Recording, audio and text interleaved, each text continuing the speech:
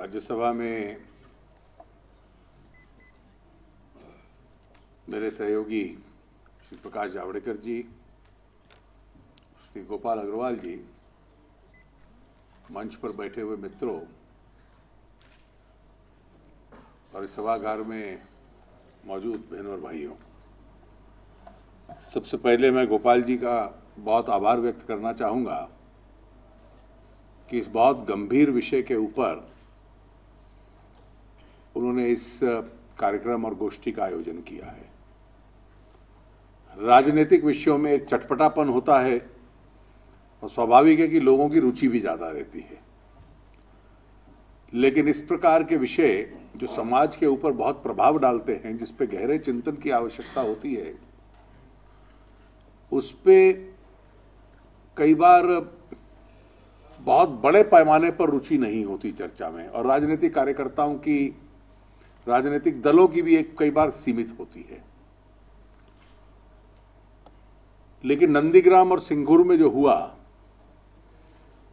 उसके बाद विकास और लैंड एक्विजिशन,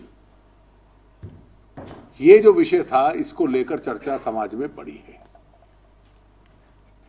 और कई बार ऐसा लगता है इस चर्चा को देखकर कि जो विषय आपने रखा कि डेवलपमेंट और वर्सेस डिस्प्लेसमेंट, या development versus land, development versus rehabilitation, ये दोनों ऐसे विषय हैं जो समाज में आप एक विचार के साथ हो सकते हैं, दोनों के साथ नहीं हो सकते। दोनों में एक अंतर्विरोध है, कॉन्फ्लिक्ट है, एंड इट्स एन इररिकंसिलिएबल कॉन्फ्लिक्ट। ऐसा एक चर्चा और समाज के अंदर आई है। दूसरा, जो महेश्वरी जी कह रहे थे कि लैंड अपने आप में बहुत चिंता का विषय भी है, मैं ऐसा मानता हूं कि सन 91 से पहले जब रेगुलेटेड इकोनॉमी थी, तो लाइसेंसिंग जो थी वो देश में शॉर्टेजेस क्रिएट करती थी और अपने आप में एक भ्रष्टाचार का एक साधन बन चुकी थी। लाइसेंसिंग रिजीम समाप्त हुई और जब अर्थव्यवस्था में एक खुलापन आया, तो ऐसा लगता था कि भ्रष्टाचार स्वाभाविक रूप से कम होगा, क्योंकि सरकार का जो मौजूदगी है सरकार की, वो व्यवसाय करने से अलग हो जाएगी। लेकिन पिछले 20 वर्षों का जो अनुभव है, कई विभागों के संबंध में तो ये सच है। और उस वक्त ये माना जाता था कि कुछ ऐसे विभाग हैं सरकार के शासन के, जिस प्रकार से अल्कोहल और लिकर का है, जो सरकार के हाथ में नियंत्रण रहता है, विशेष रूप से राज्य सरकारों के, तो ये बहुत बड़ा भ्रष्टाचार का एक केंद्र है।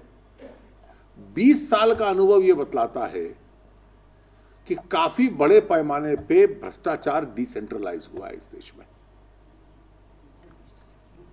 और उस डिसेंट्रलाइजेशन में, उसके विकेंद्रीकरण में 4 ऐसे क्षेत्र हैं जो भ्रष्टाचार की दृष्टि से सबसे प्रमुख रहे हैं। पहला है लैंड और जितनी भी लैंड रिलेटेड एक्टिविटी है। दूसरा है माइनिंग।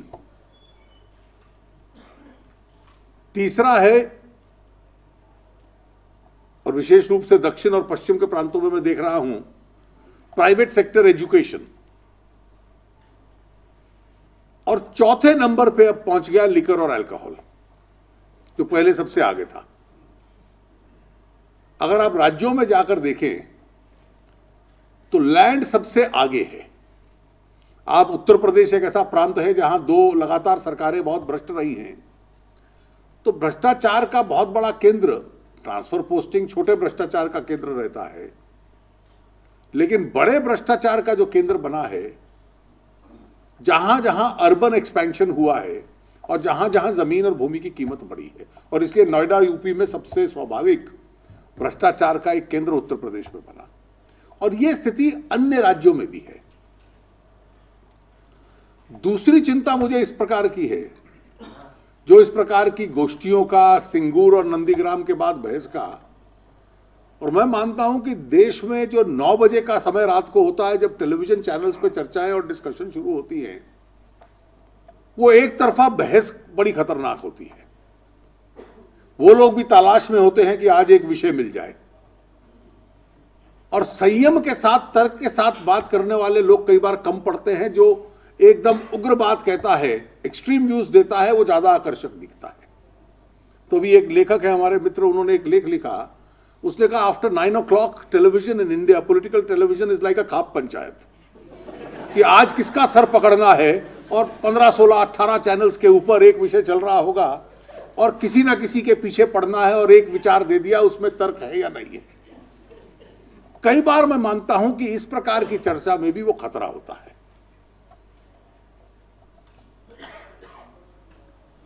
और मैं खतरा इसलिए इस विषय में मानता हूं विशेष रूप से कि मैं इस दोनों में बहुत बड़ा विरोध, कुछ विरोध तो है ही, लेकिन समाज के पास कोई ऑप्शन नहीं है इस कन्वर्जेंस को ढूंढने के अलावा।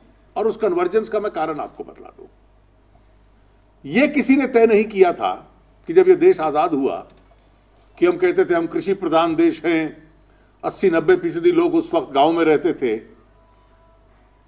that India and Indians are not entitled to the fruits of development. आज भी जब हम कहते हैं कि ट्राइबल एरियाज में ट्राइबल रहता है, तो कई बार कल्पना है कि 25 साल बाद, 50 साल बाद वो बेचारा ट्राइबल उसी लिविंग कंडीशंस में रहेगा, या दुनिया का जो डेवलपमेंट मॉडल बना है वो उसके ऊपर भी लागू होगा। अब धीरे धीरे जो परिवर्तन आया है कि आज हम उस चौराहे पर खड़े हैं 2011 में कि 35 से 40% लोग आज अर्बन इंडिया का अंग बन गए हैं। और यह उम्मीद की जाती है कि 2026 तक, और इसलिए डीलिमिटेशन करने की जो पार्लियामेंट्री और लेजिस्लेटिव असेंबलीज की सीट है, अगला राउंड 2026 में होगा। अब हरियाणा में, पंजाब में, गुजरात में, महाराष्ट्र में यह अर्बन पॉपुलेशन 40% से आगे जा चुकी है। और यह उम्मीद की जा रही है कि 2026 तक ये 55 से 60% तक देश की नेशनल एवरेज हो जाएगी। यह इसका एक पहला सिद्धांत है।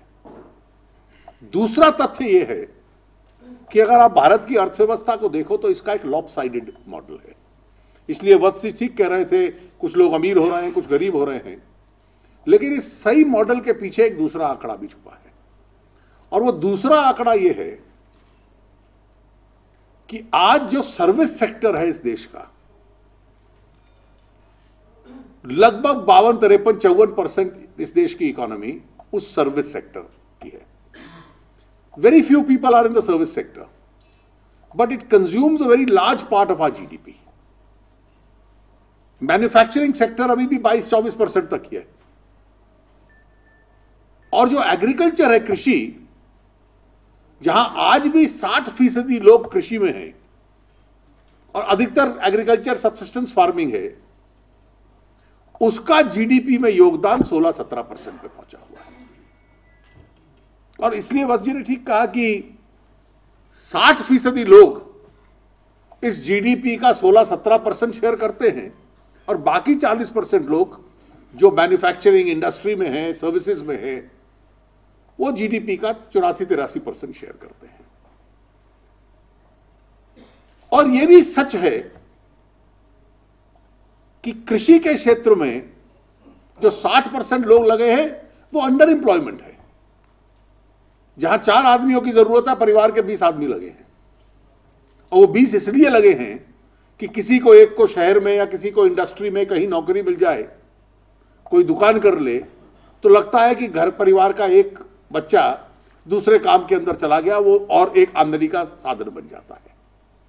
और दुनिया भर का इकोनॉमिक मॉडल ये रहा है, this under employment in agriculture has to end and people have to be drawn out of agriculture into services and manufacturing. और यह भी कहीं तय नहीं कि हर सारी जिंदगी ये जो 60% है ये गांव की झोपड़ी में रहेंगे।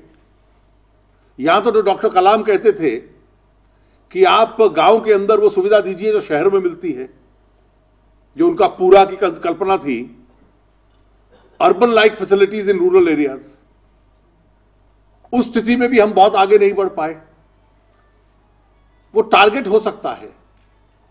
इसलिए एक वास्तविकता इस देश की अर्थव्यवस्था की है कि this country is not and its people are not destined to live in poverty forever. आपको जमीन की आवश्यकता पड़ेगी, अर्बनाइजेशन के लिए पड़ेगी।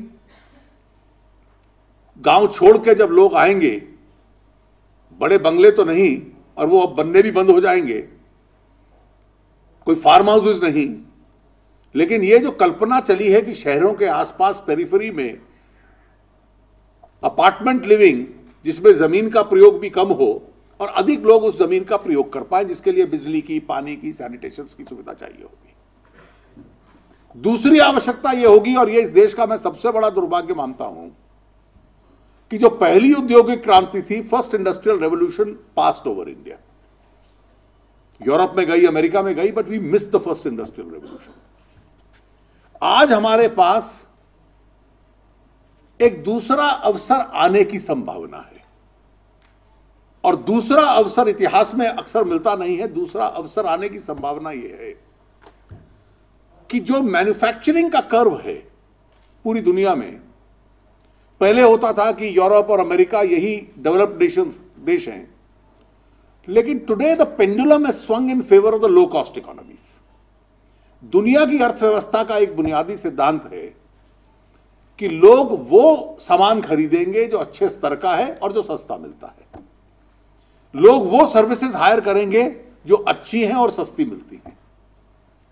इसलिए बाईपास सर्जरी करवाने के लिए इस देश में आएंगे, क्योंकि यहां 2 लाख में हो जाती है, वहां 20 लाख में होती है। और कई क्षेत्रों में भी, आप अपने सीए के क्षेत्र में भी देखेंगे, औपचारिक रूप से हम ना खोले, वकालत में ना खोले, मेडिकल प्रोफेशन एक दृष्टि से खुला हुआ है। विदेशों से कोई नहीं आया, हमारे लाखों डॉक्टर वहां हैं। और ये जो सर्विसेज सेक्टर, जैसे आउटसोर्सिंग है, अब न्यू जर्सी में जब सबसे पहले विवाद चला, तो टैक्स रिकॉर्ड, इनकम टैक्स विभाग का मेंटेन करने के लिए वहां पर असेसी $2 लगता था। अगर गुड़गांव में या बेंगलोर में रखोगे तो आपको 10 सेंट लगेंगे। So the Americans realized that the cost of keeping their data in India is far cheaper than keeping it there. तो सर्विसेज में, और that is how jobs were created. और एक चीज अच्छी हुई कि सर्विसेज सेक्टर में ये दुनिया में एक्सेप्ट हो रहा है कि भारत तेजी से बढ़ रहा है। We are becoming the service provider to the world, but our challenge is to become even the workshop of the world and be the industrial hub of the world. हमने अपनी अर्थव्यवस्था को यूरोप और अमेरिका से सस्ता कर लिया, लेकिन चाइना, थाईलैंड, मलेशिया इनसे सस्ता नहीं कर पाए। टेक्सटाइल्स में हम बांग्लादेश और श्रीलंका से सस्ता नहीं कर पाए, पाकिस्तान से सस्ता नहीं कर पाए। और इसलिए आपको जो इंटरनल रिफॉर्म्स करने हैं, उसी से आपकी इंडस्ट्री बढ़ेगी।